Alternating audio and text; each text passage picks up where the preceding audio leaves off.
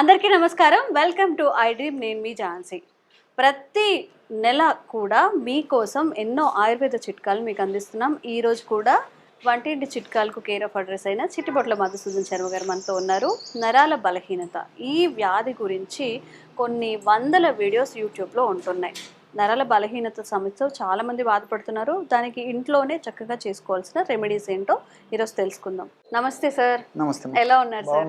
మీరు ఎలా ఉన్నారు? బాగున్నాను సార్. సార్, నరాల బలహీనత అనేది ఈ మధ్య కాలంలో చాలా ఎక్కువ మందికి వస్తుంది. మనం తీసుకునే ఫుడ్ హ్యాబిట్స్ వల్ల, మన లైఫ్ స్టైల్ వల్ల ఒంట్లో పట్టుత్వం లేకుండా పోతుంది. వీక్ అయిపోతున్నారు, ఏ వర్క్ చేసుకోలేకపోతున్నారు. ఈవెన్ యంగ్ ఏజ్లో ఉన్న వాళ్ళు కూడా 30sలో కూడా ఈ ప్రాబ్లం ఫేస్ చేస్తున్నారు. సో దీనికి మన ఇంట్లో చేసుకోగలిగే ఏదైనా మంచి చిట్కా ఉంటే ఈరోజు మా కోసం చెప్పండి. మనసుంటే మార్గం ఉందమ్మా. సో ఆ సమస్య నుంచి బయటపడాలంటే మార్గాలు అనేకం ఉన్నాయమ్మా. సో ఇంతకుముందు కూడా మనం ఈ నరాల బలహీనతకి సంబంధించి చాలా వీడియోస్ చేసాము. అది మీరు ఇప్పుడే చెప్పారు, అదే ప్రస్తావించారు. చాలా వేల వ్యూస్ అయితే వచ్చాయి. ఎగ్జాక్ట్లీ అమ్మా. మాకు కూడా చాలా మంది ఫోన్ చేసి చెప్తుంటారు, చాలా మంచి ఫార్ములా చెప్తున్నారు సార్, ఇలాంటి మరిన్ని చెప్పండి, ఎంతో మంది వేలాది మందికి లక్షలాది మంది కూడా ఉపయోగపడతాయి సార్ అంటే ఫార్ములాస్ అని చెప్పేసి. అలాంటి మరొక వినూత్నమైనటువంటి మరొక ఫార్ములా ఇంతకుముందు చెప్పినటువంటి ఫార్ములా అమ్మా. అంతేమా, కో అంటే కోటి ఫార్ములా వస్తాయమ్మా. సో ఇప్పుడు మరొక కొత్త ఫార్ములా కూడా చెప్తాను. సమస్య ఉంటాయమ్మా, అది ఆయుర్వేద ప్రత్యేకతమ్మా. సో సమస్య ఒకటైనప్పటికీ వేలాది లక్షలాది చిట్కాలు ఉంటాయమ్మా. సో మనం ఏ చిట్కా ఉన్నా ఇంచుమించు అన్ని బ్రహ్మాండంగా పనిచేస్తాయి. అలాంటి వాటిలో ఇప్పుడు నేను చెప్పబోయేది కూడా చాలా అద్భుతంగా పనిచేస్తున్నామా. సో నరాల బలహీనత, దీన్నే నర్వస్ వీక్నెస్ అంటారమ్మా. కొంతమందికి ఈ నరాల బలహీనత షుగర్ వ్యాధి ఉన్నప్పుడు కానీ, లేకపోతే ఓవర్ వెయిట్ ఉన్నప్పుడు కానీ, లేకపోతే బీపీ లాంటి సమస్యలు ఉన్నప్పుడు కానీ, ఇలాంటి వాటి వల్ల కొంతమందికి కలుగుతుంటుంది. కొంతమందికి ఏంటంటే వాళ్ళు వాడేటువంటి ఆధునిక కృత్రిమ రసాయన ఔషధాలమ్మా, ఆ మందులు వాడుకోవడం వల్ల సైడ్ ఎఫెక్ట్గా నరాల బలహీనత కలుగుతుంటుంది. కొంతమందికి ఎలాంటి సమస్య ఉండదమ్మా, డాక్టర్ గారి దగ్గరికి వెళ్తారు, పరీక్షలు చేయించుకుంటారు, తర్వాత రిపోర్ట్స్ అన్ని నార్మల్గా ఉంటాయి. కానీ వీళ్ళకి మాత్రం అంతుపట్టని అంతు చిక్కని నీరసము, నిస్త్రాణ, బలహీనత ఉండదమ్మా, నరాల వీక్నెస్ ఉంటుంది. సో పరీక్షలు నార్మల్గా ఉంటాయి, వీళ్ళు మాత్రం సఫర్ అవుతుంటారు. ఇట్లా కొంతమందికి హార్మోనల్ ఇంబ్యాలెన్సెస్ వల్ల ఈ నరాల బలహీనత కలుగుతుంటుంది. ఈ విధంగా కారణాలు కొన్నిటికి స్పష్టంగా చెప్పగలిగితే, కొందరికి ఎలాంటి స్పష్టమైనటువంటి కారణం లేకుండా కూడా ఈ నరాల బలహీనత వస్తూ ఉంటుంది. ఏది ఏమైనప్పటికీ నేను చెప్పినటువంటి ఫార్ములా ద్వారా వాళ్ళకు ఉన్నటువంటి నరాల బలహీనత సమస్యకి చాలా త్వరగా, శీఘ్రంగా, సత్వరమే, వెంటనే ఇప్పుడు మనం చెప్పుకోబోయేటువంటి ఔషధం పరిష్కారం చూపిస్తున్నామా. చాలా మందికి తెలియదు, ఇంతకుముందే చెప్పాను కదమ్మా, సూక్ష్మంలో మోక్షం. ఔషధాలు తెలిసిన తర్వాత మరి నిజంగా ఇంత ప్రభావం ఉందని చెప్పేసి అనుకుంటామమ్మా. నిజంగా అది వాడి చూసి అనుభవించి దాని యొక్క ఫలితాన్ని పొందిన తర్వాతనే ఆ యొక్క ఫీడ్బ్యాక్ను మీరు అడిగారు కాబట్టి మన ప్రేక్షకులు కూడా నేను చెప్పడం జరుగుతుందమ్మా. సో దీనికి కావాల్సిన పదార్థాలు మూడేమూడమ్మా. మొట్టమొదటిది అశ్వగంధ చూర్ణం అమ్మా. సో అన్ని కూడా ఇక్కడ ఉన్నాయమ్మా. అశ్వగంధమ్మా. సో అశ్వగంధ చూర్ణం ఈ నరాల బలహీనత తగ్గేదానికి చాలా అద్భుతంగా పనిచేస్తుందమ్మా. పరిశోధనలో కూడా ఈ విషయం నిరూపితమైందమ్మా. ఎలాగంటే ఈ అశ్వగంధలో గ్లైకో అమైనో గ్లైకాన్స్ అని చెప్పేసి రసాయన పదార్థాలు ఉంటాయమ్మా. సైంటిఫిక్ కూడా నేను చెప్తాను చూడండి. సో మన సెల్స్లో మైటోకాండ్రియా అనేటువంటి శక్తినిచ్చేటువంటి ఒక భాగాలు ఉంటాయి. సో ఎప్పుడైతే మైటోకాండ్రియా సమర్థవంతంగా బాగా పనిచేస్తుంటాయో ఆ భాగాలు, అప్పుడు మనకు బాగా శక్తి వస్తుంటుంది. మైటోకాండ్రియా పనితనం సరిగ్గా లేకపోయి, అది సరిగ్గా పనిచేయకపోయినప్పుడు మనకు శక్తి ఉండదు. సో ఈ అశ్వగంధంలో ఉన్నటువంటి గ్లైకో అమైనో గ్లైకాన్స్ అనేటువంటి రసాయన పదార్థాలు మన కణాల్లో ఉన్నటువంటి మైటోకాండ్రియాను శక్తివంతం చేసి, చైతన్యవంతం చేసేసి బాగా పనిచేసేటట్టు చేస్తాయమ్మా. ఎప్పుడైతే మైటోకాండ్రియా శక్తివంతంగా ఉండి బాగా పనిచేస్తుందో మనకు నీరసము, నిస్త్రాణ, బలహీనత, కాళ్ళు చేతులు లాగడము, ఇట్లాంటివి ఏమి ఉండవమ్మా. అది దీని యొక్క ప్రత్యేకత. సో అశ్వగంధ చూర్ణం ఒక 100 గ్రాములు తీసుకోవాలి. ఇవన్నీ కూడా మనకు మార్కెట్లో దొరుకుతాయమ్మా. రెండవది దాల్చిన చెక్క చూర్ణం తల్లి. సో ఈ దాల్చిన చెక్క మంచి క్వాలిటీ తెచ్చుకోవాలమ్మా. సో ఈ దాల్చిన చెక్క మందంగా ఉండి మెలికలు తిరిగినటువంటి దాల్చిన చెక్క చాలా మంచిదమ్మా. మనకు డిపార్ట్మెంటల్ స్టోర్స్ కూడా దొరుకుతుంది. అలాంటి దాల్చిన చెక్కను తెచ్చుకొని దంచి పౌడర్ చేసేసి ఒక 10 గ్రాములు మాత్రమే తీసుకోవాలి. దాల్చిన చెక్కలో ఉన్నటువంటి సినమాల్డిహైడ్, సిసమిన్ ఇలాంటివన్నీ కూడా నేను చెప్పినట్లు ఈ మైటోకాండ్రియా పెరిగేదానికి ఉపయోగపడుతుంది.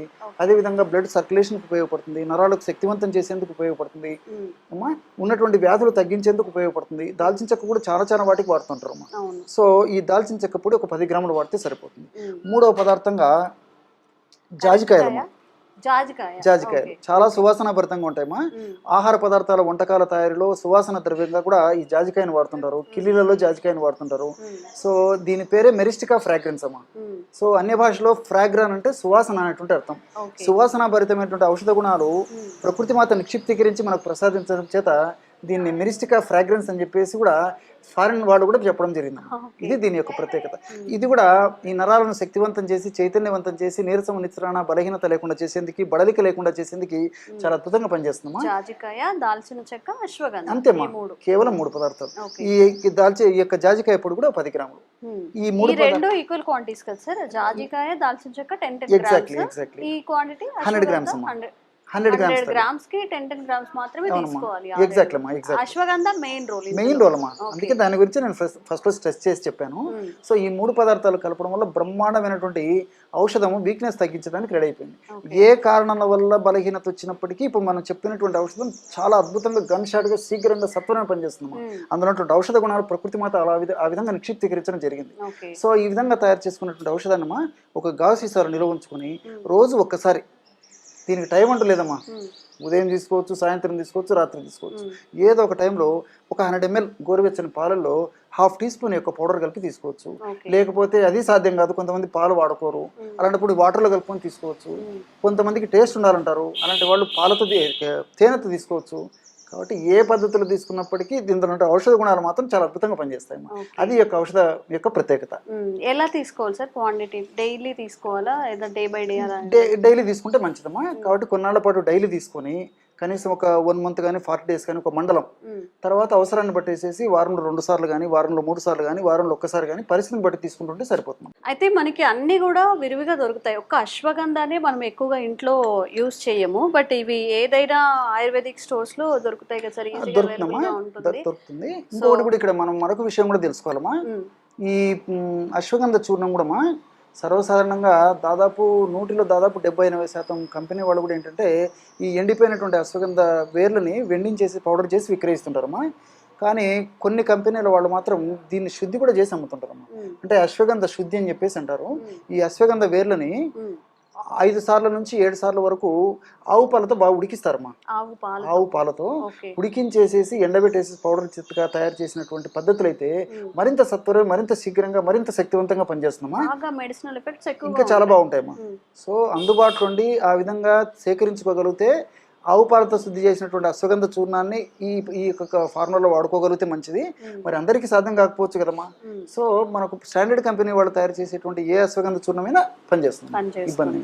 ఓకే, సో ఇది కంప్లీట్ ఇన్ఫర్మేషన్ అన్నమాట. మీరు కూడా ఎవరైనా నరాల బలహీన సమస్యతో బాధపడుతున్నట్లు అయితే ఈ అశ్వగంధ 100 గ్రామ్స్, జాజికాయ ఇంకా దాల్చిన చెక్క 10 గ్రామ్స్ తీసుకొని చక్కగా ఒక పౌడర్ చేసుకొని ఒక డబ్బాలో పెట్టేసుకొని పాలతో కానీ వాటర్లో కానీ మీకు ఎలా తీసుకోగలిగితే అలా తీసుకోండి. ఒక 1 month అలా ట్రై చేస్తే దాని మెడిసినల్ వాల్యూస్ అనేవి తెలుస్తుంటాయి. అండ్ ఇంకా మీరు ఎలాంటి హెల్త్ ఇష్యూస్ ఫేస్ చేస్తున్నారో కామెంట్స్ రూపంలో తెలియజేయండి, తప్పకుండా వీడియో చేస్తాం. Thank you sir, thank you so much.